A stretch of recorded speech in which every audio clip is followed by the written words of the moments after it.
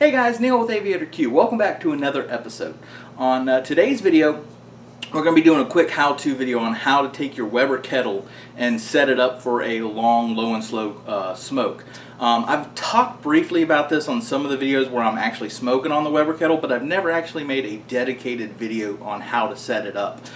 So sit back, relax, and welcome aboard.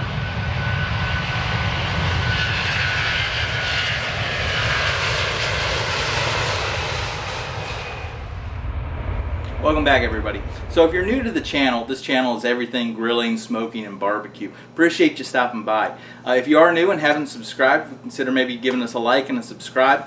We do all kinds of videos, probably try to get one out once every week or so. Just have some fun around the grill, learn and experiment. For everybody who's usual, welcome back. So if you guys have watched a lot of the videos, I've talked about this some. Just going to go in the same kind of detail showing how I set up the Weber kettle for a smoke. Going to be doing a smoke later on. We're going to put that in the second video. But let's head out to the grill and show you what all I'm talking about. Alright everybody, welcome out to the grill.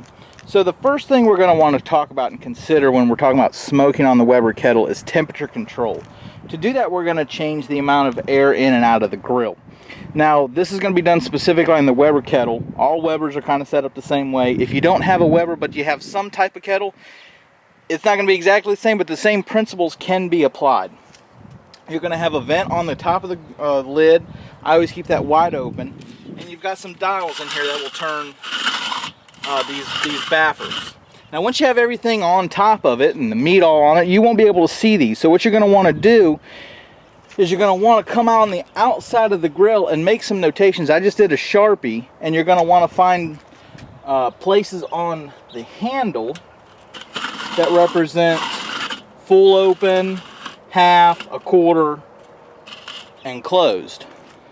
And if you see down here on the baffle control, that's what I did. I kind of put a mark for closed, quarter, a half, and full. And that way, once everything's on top of it, I can make some small changes and try to control the temperature that way. Alright, next we want to talk about the charcoal level. Just a quick plug, guys. If you notice the difference in the grill here, I just did a video on cleaning the grill, tried a couple different products. This is the part that I just cleaned, if you notice how much different it is. I'll put a link in the video if you want to check out the grill cleaning video here and once I get it up. But for the charcoal level, you want to think about investing in some kind of a basket or a holder for your charcoal. Now there's two types that I recommend. This is the charcoal basket by Weber. You get two of them for $19. It's relatively small. It only takes up that much of the grill. There's other products out there like the Slow and Sear. That's probably the most famous. I don't personally own one. It probably takes a good half of the grill.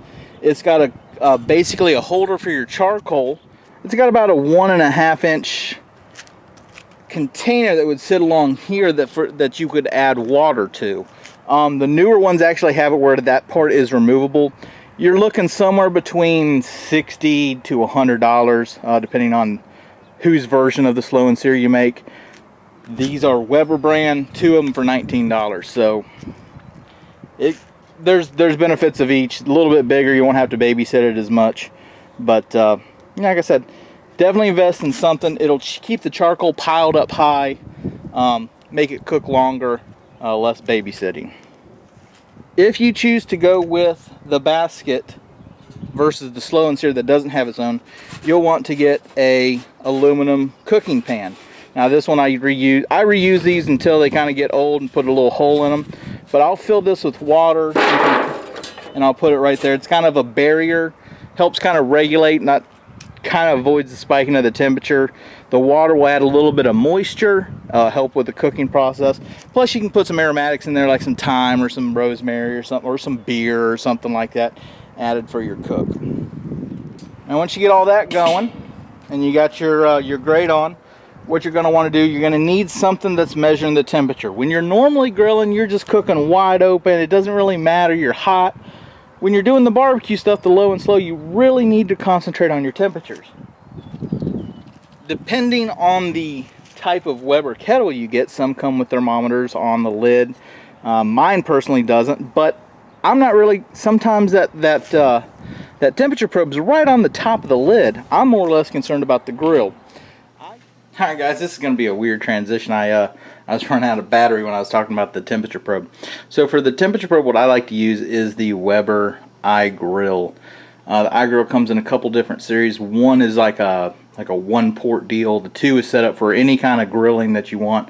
There's an iGrill 3 that's kind of made for Weber's Genesis gas grill line, but the i2 will work great. It's got full 4 ports. You can runs off AA batteries. This base is magnetic, so it'll stick the grill any position you want. It comes with you can install to any smartphone a Weber iGrill app. It's got places for grill, measuring your grill grate, putting your probe. It'll graph it. You can kind of learn to see where like stalls and meets and stuff kind of happen. It'll also teach you things about your grill that you didn't realize. Like even in the Weber Smoky Mountain, my real smoker that I use, the temperature on the dome of the Weber Smoky Mountain can sometimes be 15 to 20 degrees different than the top grate, which can be 10 to 15 degrees different from the bottom grate in the Weber Smoky Mountain. So, you know, having a good, reliable probe can kind of teach you some stuff about your grill. So let's talk about fuel sources for smoking on your Weber kettle. I still would recommend going with a briquette over like a lump charcoal or like a wood split. The Weber kettle has a smaller volume of air, so changes happen quickly. Little adjustments will go a long way. When you go with a briquette, they're more even, more uniform. You're not going to have random spikes like you sometimes get with a lump.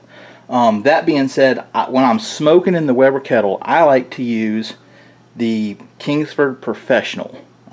They burn a little hotter, so you don't need as many lit at the same time, and they're a little more lower residue, so you won't have so much ash buildup. To get the smoke flavor, you need to go with something like a wood chip. They come in different sizes, different wood grain textures, taste. Obviously, this is apple. This is pecan. To actually set it up, what I would do is I would pour about 3/4 of that the Weber charcoal baskets with unlit charcoal.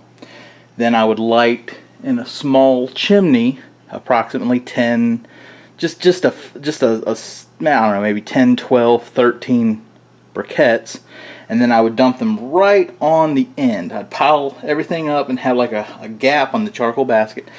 Light that. As they light to burn, they'll slowly burn. Once you get all of them lit, every 30-40 minutes you'll need to come in, throw like 3 or 4 more briquettes on there, kind of to help manage. Once that charcoal's going, you just take your wood chunk and put it right on top of your lit charcoal. That'll add that smoke flavor. Guys, I hope you found this video helpful. Like I said, that first time you smoke in the Weber kettle, it's a little intimidating. Even I was a little intimidated to do it the first time, but it's actually, you gotta watch the temperatures a little bit more, but it's really not that much harder than smoking on anything else.